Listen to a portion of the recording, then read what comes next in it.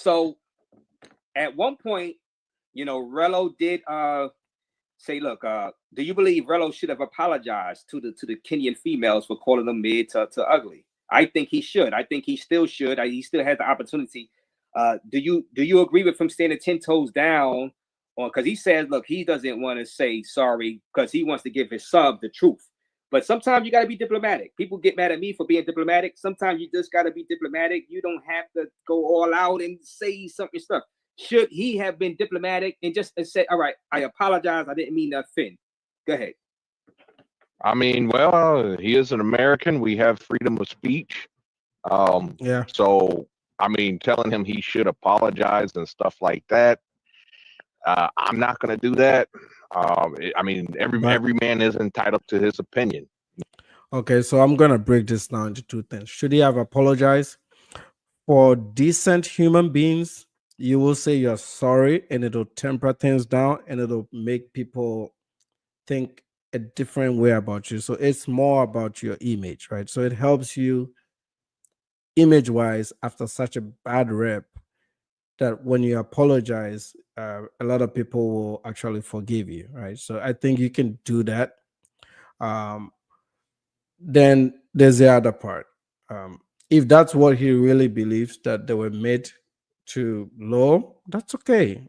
I mean, there's certain countries, Guatemala, you know, if you've been to Guatemala, they're not aesthetically the most pretty women, you know, but I'm never gonna say that about them. You know what I'm saying? Like, I'm not gonna like share, like be out there and say that, you know, like compared to the other parts of Central America and South America, they're not really the most aesthetically looking women, right?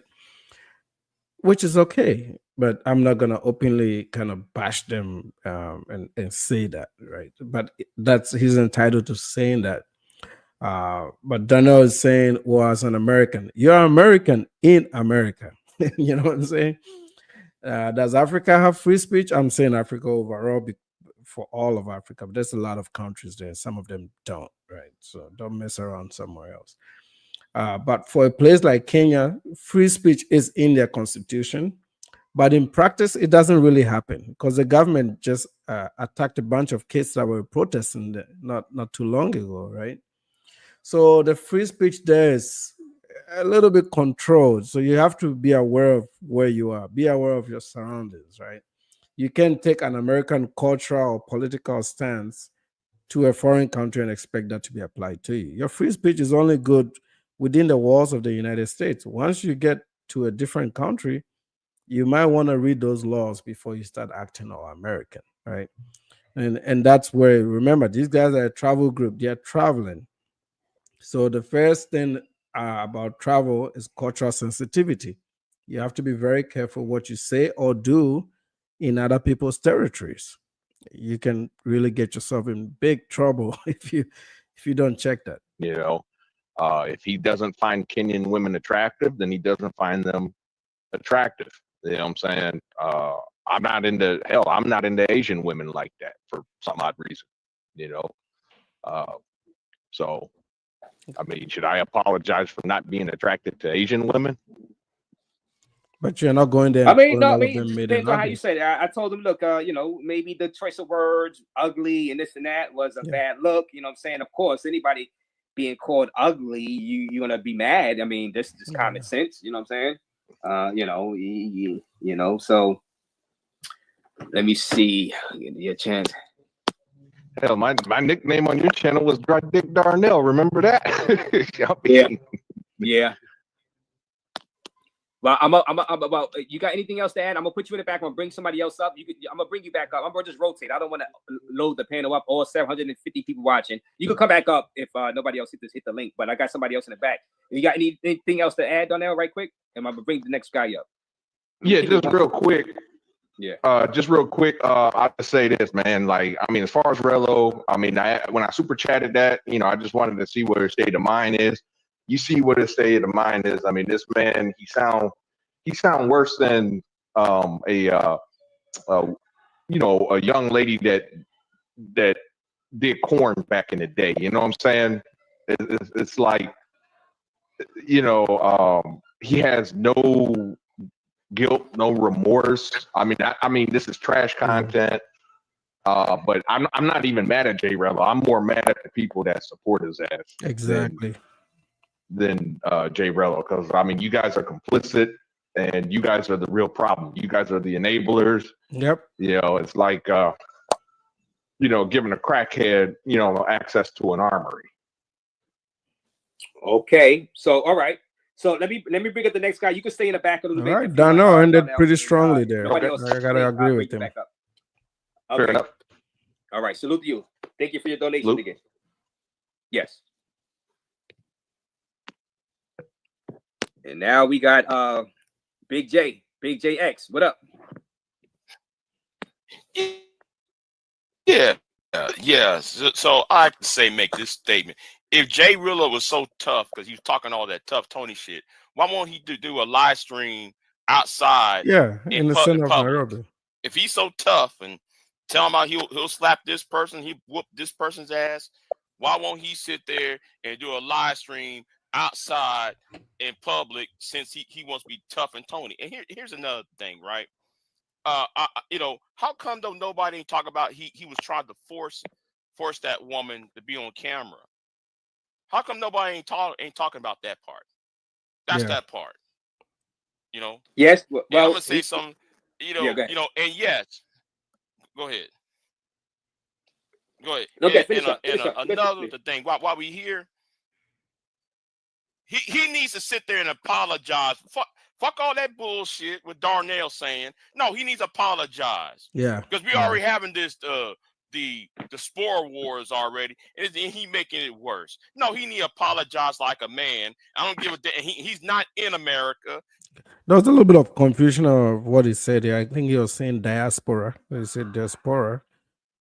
He was talking about the diaspora war. So if you don't know what it is, it's mostly Black immigrants in America, like myself, versus what they call now foundational Black Americans, which is Black Americans that may trace their origins to Africa, but have a lineage that is only solely connected to America, right? There is a little bit of tension between these two groups, but there's also a bigger group of what they call the Pan-Africans. Where the Pan-Africans are the people that believe that all Black people come from Africa and should build some type of unity, even if we're culturally different, right? I tend to be a little bit on the Pan-African side, right? I admit the cultural differences between Caribbeans, Blacks from Africa, Blacks from Europe, in Canada, and Blacks from America, right? Completely different experiences. We don't have white people in Africa. We barely have them, so we don't have to deal with racism, right? So it's a different experience. And immigrants like myself, when we move here, we sometimes get very critical of the lack of effort from foundational Black Americans, right? But there's also that argument that says, well, because of historically what happened, so you would have these disparities. And I'm not an expert on that. I'm not going to study that. But what I've also always questioned is like, at what stage can you use that to not improve yourself? Like, okay, fine. The bad things did happen to your community. Nobody's disputing that. But there's been many iterations of Black Americans. At some point, are you going to make different choices to counterbalance the institutional injustices that are placed against you? Or are you going to accept it as a victim and live through it, right? That is mostly the opposing views between also Black conservatives and Black liberals, right? So you find that the guys that have migrated here from the Caribbean or Africa, for the most part, when they do well, they also want to talk about, or they want to make it look like the native Blacks are not putting in their best, right? So that has created what they call the diaspora wars, where there's a bit of conflict between the two sides. Um, and that's what he's saying, that hey, this is, now that we're starting to travel to Africa, like Black Americans are starting to go to Africa and have an African experience, and they're not complaining about racism, they're having a good time, they're chilling, the Africans are welcoming them. He's more concerned that these behaviors will exacerbate the diaspora wars. I don't think it will. You've already, Africans are not over there thinking about African Black Americans. They have a lot of problems. Trust me. And for the most part, there's I would say like 99% of them that will welcome you when you go to Africa. So you don't have that problem to worry about. That problem really is here in America. It sits solely in America. It doesn't even exist in Canada, right? You don't have like Black migrants and Black Canadians having issues. Like it's only an American thing, and it's not everybody that really buys into it, right? So I just wanted to explain that because he's gonna touch on it. He's in Kenya, and I'm gonna say like right now, fuck your freedom of speech at this point. All right. We go to turn it down with the F-bombs. Right again. Yeah. We going to turn it down with the F-bombs. But yeah. But Darnell, you said, freedom of speech. You can't force him to apologize. Darnell, you want to respond to Big J real quick? Yeah, I mean, when you start saying F freedom of speech and this and that, I mean, you start to operate on a slippery slope. It's like, where does the line end? Then we have to be willing to pay those consequences too. But it's just one of those things. Hey, if I don't find a woman attractive, I'm not going to sit up here, and I shouldn't be forced to say she's attractive. No, of course not. And I asked them. I said, but I was like, what? It's a better way to say that, Darnell. I'm like, I think you should. I think you should apologize. You know what I'm saying? He should have said they were mid. He could say they were mid, and that look, you're not going to get Colombian type out here, but they are nice, they are friendly. I mean, I would have just kept it like that. I'm a diplomatic type of person. You know what I'm saying? I agree with that. I mean, there's better ways, but I'm not saying that you don't have to be. You don't have to be a diplomatic person to say that. You just have to be a cultured, or I'd say a more disciplined person to say that. Like, I'm not gonna go out there and just saying all these people are. I just wouldn't do that, especially if I'm on their turf. Like, I mean, shit can go south real fast, right? So I'm not gonna say that about anybody, right? Just apologize. Trying to be the morality police in that, though. Yeah, you can't force the grown man. Hold on. I know. Yeah. Hold on. I know Darnell ain't talking about who's trying to be a morality police when you trying to be, when you hang around with somebody who's trying to be one. Now let's tell the truth. That punk made milk toast bitch ass nigga is ruining it. I'm talking. That nigga needs to go ahead. He disrespect people, and then he's not first. No. Be quiet. I'm talking.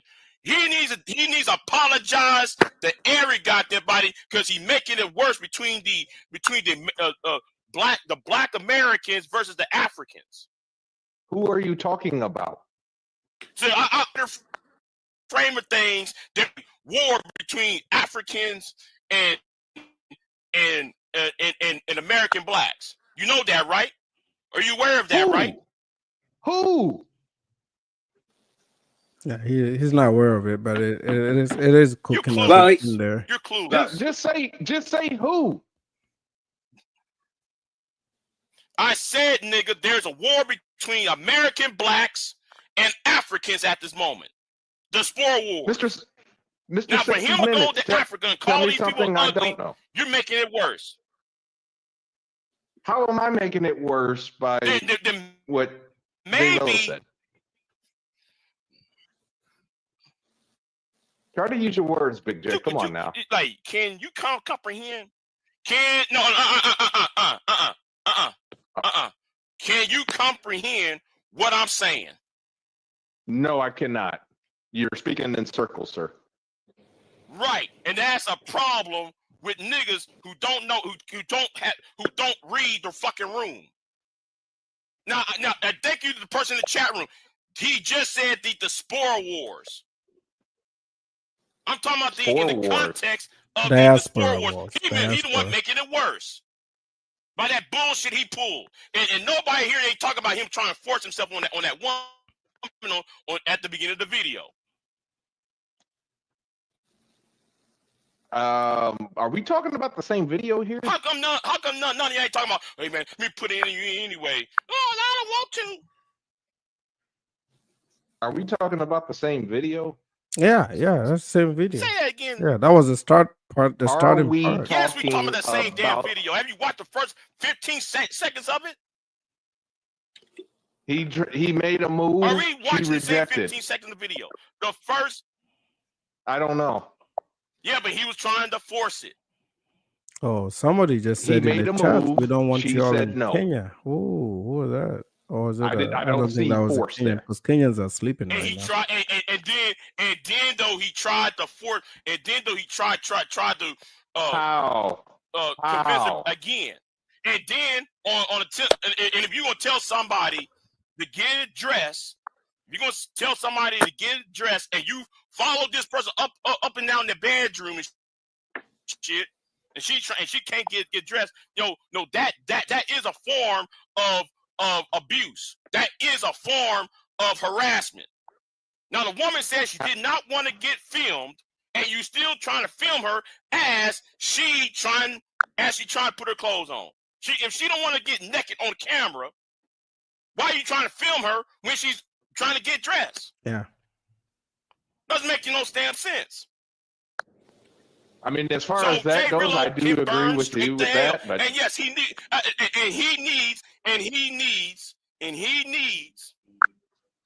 needs to go ahead and apologize to everybody, because it would be easier for his ass to, and I'm gonna say something. How come he's not outside saying, hey, he's talking all this tough Tony shit? Why won't he say this shit outside? Look, you're asking he's hiding. A passport pookie to apologize. That's like asking a thief to apologize for breaking into people's homes. That's what he does.